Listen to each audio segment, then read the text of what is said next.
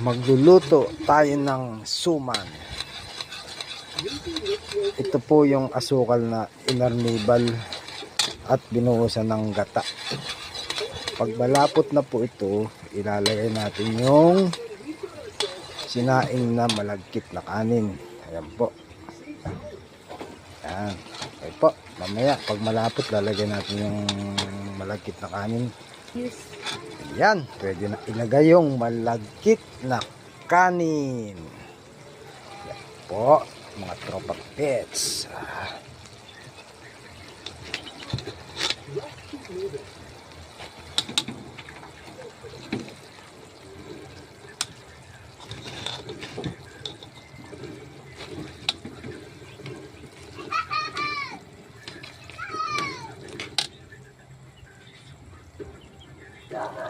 Sobrang tamis.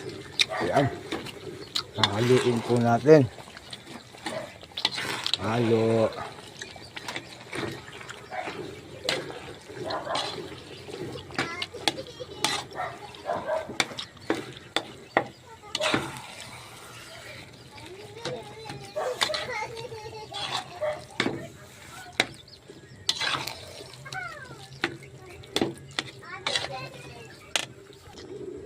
So, at ayan na nga po.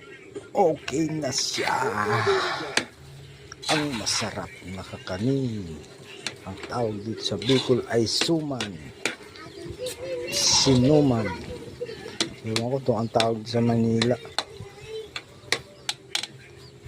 Thank you for watching, mga tropa pets. God bless you all.